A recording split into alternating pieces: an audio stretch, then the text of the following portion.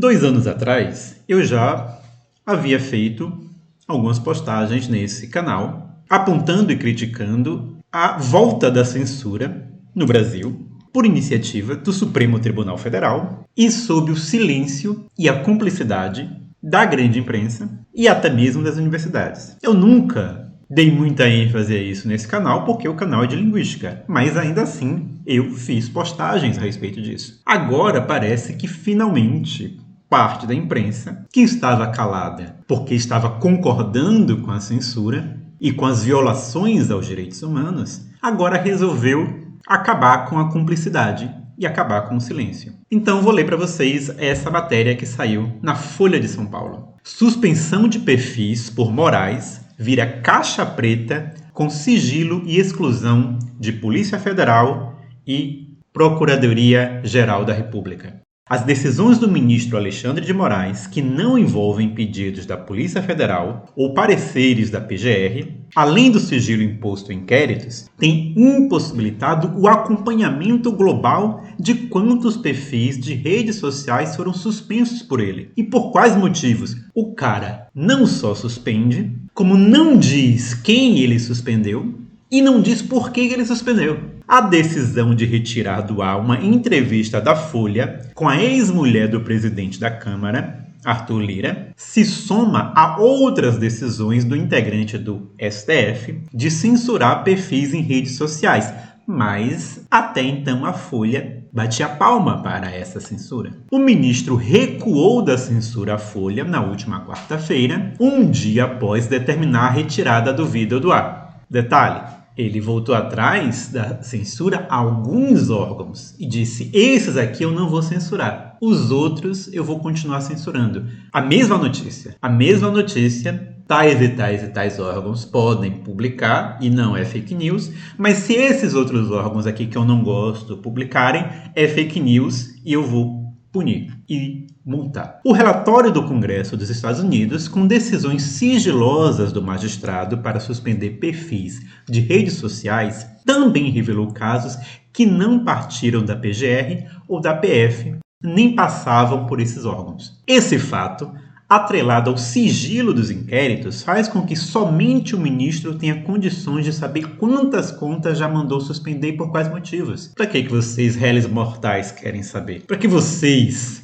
réis mortais, meros eleitores, querem saber como as autoridades trabalham? A sua curiosidade é uma ameaça à democracia. Uma das investigações mais polêmicas, a de fake news, aberta por Dias Toffoli, é claro, tem todos os documentos físicos não digitalizados, sendo que sua totalidade só pode ser acessada por Moraes. Então imagine, você está sendo processado, investigado, punido, censurado, multado, suas contas bancárias congeladas, proibido de falar em público, proibido de ter dinheiro para comer, e o seu advogado não pode sequer ter acesso a qual é a acusação contra você. Vocês já leram o processo de Kafka? Já leram? Essa situação é pior do que a situação de um processo de Kafka. A falta de transparência nas decisões tem sido um dos motivos das críticas recebidas pelo ministro. Em alguns casos, ao longo de 5 anos de investigações,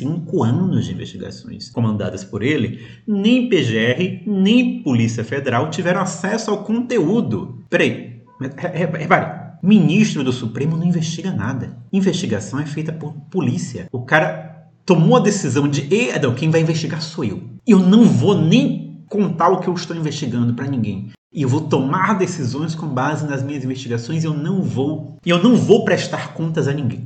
Nem PGR nem PF tiveram acesso ao conteúdo antes da ordem de providência enviada às plataformas, até mesmo em determinações envolvendo quebras de sigilo. Como mostrou a Folha, o ministro também derrubou perfis e conteúdos apenas com base em relatório de Assessoria Especial de Enfrentamento à Desinformação, órgão do TSE, grupo que ele chefiou. Ele criou um grupo lá dentro do TSE, esse grupo criou o relatório, ele usou esse relatório como base para censurar as pessoas, para violar os direitos humanos, os direitos fundamentais contra essas pessoas. O modelo de comunicação de Moraes com as plataformas para dar as ordens judiciais foi exposto no material divulgado pela Comissão do Congresso dos Estados Unidos, comandada pelo deputado republicano Jim Jordan, ligado ao ex-presidente Donald Trump, ídolo do bolsonarismo. Aqui a Folha tem que fingir que só quem é conservador é que é contra censura. Mas vamos lá. O documento elenca decisões de morais em inquéritos em andamento no STF e decisões relacionadas à atuação do ministro no TSE. No caso da Corte Eleitoral, as 22 decisões reveladas são fundamentadas e detalham os motivos da suspensão das contas ou postagens. Fundamentadas em quê? Se não tem lei que diga isso. Nelas, alguns pedidos partem da assessoria do próprio ministro. As notificações às plataformas via STF, no entanto, não são acompanhadas das respectivas decisões fundamentadas. Fundamentadas em qual lei? Se não tem lei permitindo isso. Essas decisões, apontam os documentos, são relacionadas a casos como o inquérito das fake news, 8 de janeiro e milícias digitais, todos relatados por Moraes. Mas lembrem que se você bater boca, ou melhor, se Alexandre de Moraes bater boca com você no aeroporto de Roma, por causa de ele ter furado a fila no aeroporto, e você não gostar, você também pode ser incluído nesses inquéritos. O ministro, nesses casos, apenas cita no documento que uma decisão foi tomada, mas é mantida em sigilo, e determina que a ordem de derrubada também seja mantida em sigilo. Então, ele dá ordem para o Twitter, o Facebook, etc., derrubar a sua conta bancária, a sua conta na rede social, mas as plataformas estão proibidas de dizer a você que você foi excluído por ordem do Supremo Tribunal. Por ordem dele. Então, você está perdendo as suas contas e às vezes você pode trabalhar com isso, pode ser a sua fonte de subsistência e você pode ter essa conta derrubada e o Twitter, o Facebook tem que fingir que ele que decidiu te bloquear. O ministro do Supremo está ordenando ao Twitter, ao Facebook, ao Instagram, ao YouTube que essas plataformas mintam para os usuários dizendo que quem mandou bloquear não foi o STF, foi a própria plataforma. Em nota, o STF afirmou que todas as decisões tomadas, aspas, são fundamentadas como prevê a Constituição e as partes, as pessoas afetadas, têm acesso à fundamentação, fecha aspas. Sobre o que foi revelado pela Comissão do Congresso americano, a Corte informou que não se tratam de decisões, mas de ofícios enviados às plataformas para cumprimento da decisão. Fazendo a comparação para a compreensão de todos, é como se tivessem divulgado o mandato de prisão e não a decisão que fundamentou a prisão, ou ofício para cumprimento do bloqueio de uma conta e não a decisão que fundamentou o bloqueio. Mas as partes têm acesso à fundamentação? Não tem. A ausência das decisões tem sido criticada nos bastidores pelas plataformas. Do lado de Moraes, o entendimento é que as plataformas são apenas um meio de divulgação. Não precisam ter acesso aos documentos que fundamentam a decisão. Mas tá, vamos fingir que é assim. Vamos fingir que você está ordenando que alguém exclua a conta e você não precisa nem explicar por quê. Vamos fingir isso. Mas por que as pessoas excluídas também não podem ter acesso? Por que os advogados das pessoas que tiveram suas contas excluídas também não podem ter acesso? Por que elas não podem saber do que elas estão sendo acusadas para poder se defender? Os advogados que representam essas empresas de tecnologia afirmam, sob reserva, que as decisões nesse sentido se acumularam durante as eleições de 2022 e logo após o pleito. Mas elas vêm de bem antes, né? Desde 2019 que há essa censura. Depois, o ritmo diminuiu, mas ordens judiciais dessa natureza seguem ocorrendo. Então, houve um pico em 2022, mas havia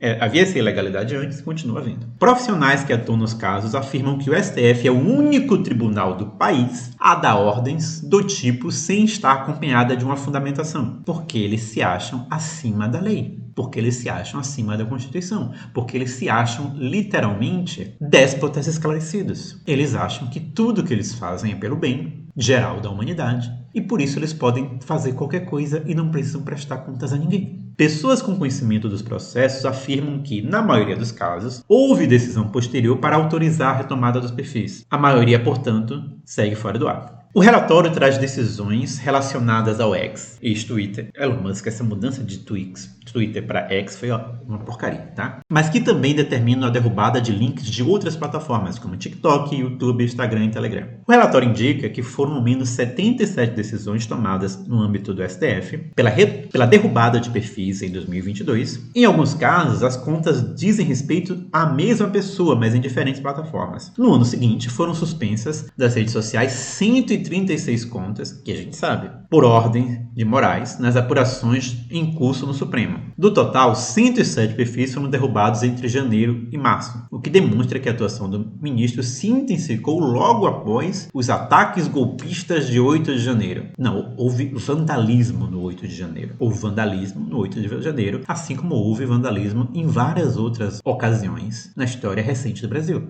Eram vândalos desarmados. E eles têm que ser julgados como vândalos.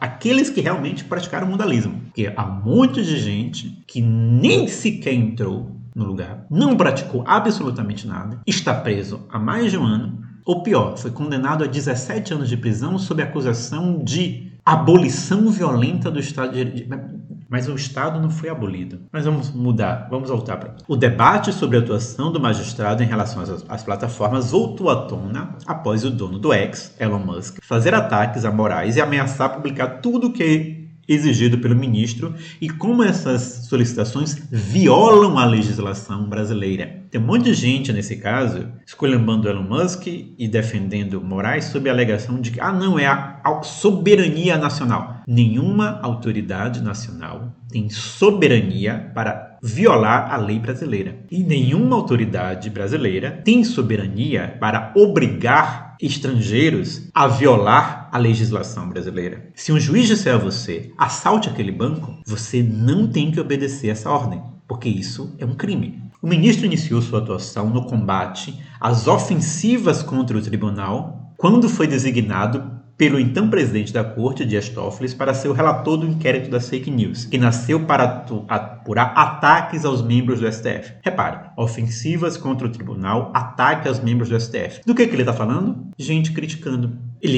A Folha continua utilizando palavras que dão a impressão de violência física, mas que foram usadas para se referir a pessoas que criticavam o governo, que criticavam políticos, que criticavam autoridades. Então, imagine você, na minha aula, chega para mim e diz: professor, eu acho que o método de avaliação que o senhor está adotando não é um bom método, eu acho que é confuso, não está sendo claro, tal. Você está criticando a minha atuação como professor. Imagine se no dia seguinte que você dissesse isso, a Polícia Federal chegasse na sua casa e começasse a fazer uma devassa na sua casa, porque você está atentando contra a educação brasileira. É exatamente isso que o STF está fazendo. Imagine que você tivesse as contas bancárias e as contas em redes sociais bloqueadas porque você criticou a minha aula. Eu sou professor federal, então se você está criticando a minha aula, você está criticando a universidade pública, logo você está atentando contra a educação brasileira, está atentando contra o Estado e a democracia. Você percebe que isso é canalice, né? Pois é, essa canalice está acontecendo desde 2019 e as pessoas estão caladas porque elas acham, é contra os inimigos da esquerda, então pode. A instauração do caso foi criticada porque se baseou num artigo do regimento interno do Supremo que permite a abertura de inquérito caso ocorra infração à lei penal na sede ou dependência do tribunal. Toffoli fez uma interpretação ampliativa do texto para afirmar que ataques às contas dos ministros, crítica. Então, ataques às contas de e-mails dos ministros. O que é ataque à conta de e-mail? Repare, o que seria ataque às contas de e-mail? Tentativa de hackeamento, ok. Se alguém está tentando hackear, isso é um crime. Agora, mandar e-mail para um político criticando ele não é ataque. Pelo menos não ataque no sentido criminoso, que é o tom que eles estão tentando dar. E ameaças em meios digitais validam a decisão, uma vez que um membro do STF seria ministro, abre aspas, em qualquer hora, em qualquer lugar. Interpretação freestyle, né? Nessas situações, o regimento prevê que o presidente escolha o relator, em vez de haver sorteio entre todos, como acontece geralmente. Inicialmente, a decisão foi muito criticada, inclusive por ministros da corte. De início, todo mundo reconhecia que a decisão era ilegal. Depois eles começaram a se calar. Com o passar do tempo, no entanto, os ataques ao STF durante o governo de Jair Bolsonaro se avolumaram. Quais ataques? A gente fala mal de político há 100 anos nesse país. E o apoio ao inquérito cresceu, levando a sua validação pelo plenário. Então, eu não gosto de estar sendo criticado, então eu vou começar a apoiar essa coisa que eu já disse que é ilegal. Esse é o estado mental de quem manda no Brasil. Depois, outras investigações foram abertas, também sob relatoria de Moraes, por terem conexão com a primeira. Qual conexão? A conexão foi: Moraes decidiu que tinha conexão. Além disso, o magistrado se tornou integrante do TSE e assumiu a presidência da Corte nas decisões de 2022. Ele mantém um discurso sobre a necessidade de o judiciário atuar para impedir a circulação de fake news que atentem contra a democracia. E a pergunta é: qual fake news? 5 anos e não apontaram nenhuma. Fake news você combate expondo e denunciando a fake news, dizendo ela está errada por causa disso. Se você precisa calar, se você precisa que as pessoas não saibam o que foi dito, é porque você não está com a verdade do seu lado. Quem está com a verdade combate a fake news expondo a verdade. Quem manda censurar está do lado da mentira. Mas a pergunta continua. O jornalismo, que passou 5 anos defendendo essas violações graves aos direitos fundamentais, que passou 5 anos calada diante dessa volta da ditadura no Brasil, o jornalismo está começando a criticar. E a universidade brasileira vai continuar calada?